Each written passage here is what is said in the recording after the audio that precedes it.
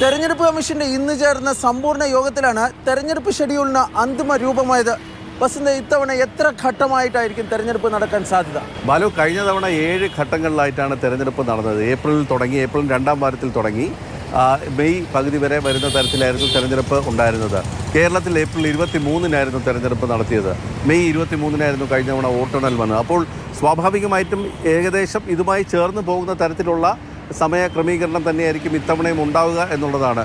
സ്വാഭാവികമായിട്ടും 7 ഘട്ടങ്ങളിലായിട്ട് തന്നെ തിരഞ്ഞെടുപ്പ് നടത്തേണ്ടതുണ്ട്. പക്ഷേ അതൊക്കെ ഈ പറഞ്ഞ ലോജിസ്റ്റിക്, സെക്യൂരിറ്റി ആസ്പെക്റ്റ് എല്ലാം കൂടെ നോക്കിയിട്ടായിരിക്കും അവർ ഇതിന് ഫൈനൽ രൂപം നൽകുന്നത്. ഇത്തവണ തെരഞ്ഞെടുപ്പ് പ്രഖ്യാപിക്കാൻ വൈകിട്ടുണ്ട്. അതുകൊണ്ട് ആദ്യഘട്ട തെരഞ്ഞെടുപ്പ് അത് വൈകാൻ വേണ്ടി സാധ്യതയുണ്ടോ? ഏപ്രിൽ 2-ാം വാരമോ 3-ാം വാരമോ നമുക്ക് പ്രതീക്ഷിച്ചുകൂടെ? അല്ല, ഇതിൽ വിജ്ഞാപനം വന്നു കഴിഞ്ഞാൽ 3 ആഴ്ച പ്രചരണത്തിന് നീക്കി വെക്കണം എന്നുള്ളതാണ്. അപ്പോൾ ആ സമയപരിധി മാത്രം നോക്കിയാൽ മതി. ഇപ്പോൾ മാർച്ച് ഇന്നിപ്പോൾ 16 ആവുന്നു, നാളെ പ്രഖ്യാപനം നടക്കുന്ന സമയമാകുമ്പോൾ. അപ്പോൾ അത് മുതൽ ഇപ്പോൾ ഒരാഴ്ചത്തെ സമയം കൊടുത്താൽ തന്നെ ഈ പറഞ്ഞ ഏപ്രിൽ 15 കൂടിയോ 16 കൂടിയോ ആയിരിക്കും ചിലപ്പോൾ ആദ്യഘട്ട തെരഞ്ഞെടുപ്പ് നടക്കുന്നത്. ഏവരും ഉറ്റുനോക്കുന്നത് ജമ്മു കാശ്മീർ നിയമസഭാ തെരഞ്ഞെടുപ്പ് സംബന്ധിച്ച പ്രഖ്യാപനം ഉണ്ടാകുമോ എന്നതാണ്. അല്ല, അതിലൊന്നുള്ളത് ഈ 4 നിയമസഭാ തെരഞ്ഞെടുപ്പുകൾ എന്തായിരുന്നാലും നാളെ അതിൻ്റെ തീരുമാനം ഉണ്ടാകും. ഒന്ന് പ്രധാനമായും ഉള്ളത് വലിയ സംസ്ഥാനമായ ആന്ധ്ര, 2 ഒഡീഷ, പിന്നൊന്ന് അരുണാചലും സിക്കിമും.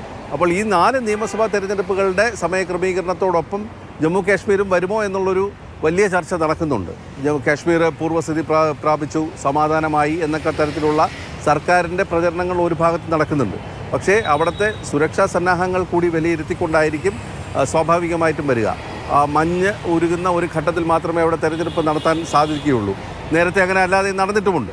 ഏതാണ്ട് 13,000-ഓളം സുരക്ഷാ സേനാ അംഗങ്ങളാണ് ഇത്തവണത്തെ തെരഞ്ഞെടുപ്പിൽ വിന്യസിക്കുമെന്ന് ഈ കമ്മീഷൻ നേരത്തെ തന്നെ അറിയിച്ചിട്ടുണ്ട്. ഏതായാലും കമ്മീഷൻ എല്ലാ ഒരുക്കങ്ങളും പൂർത്തീകരിച്ചിട്ടുണ്ട്. നാളെ വൈകിട്ട് 3 മണിക്ക് തെരഞ്ഞെടുപ്പ് കമ്മീഷൻ ഡൽഹിയിലെ വിജ്ഞാൻ ഭവനിൽ വിളിച്ചു ചേർത്തിരിക്കുന്ന വാർത്താ സമ്മേളനത്തിൽ ഈ ഷെഡ്യൂൾ പ്രഖ്യാപിക്കുന്നതായിരിക്കും. അതോടുകൂടി രാജ്യത്ത് മാതൃകാ പെരുമാറ്റച്ചട്ടം നിലവിൽ വരുന്നതായിരിക്കും.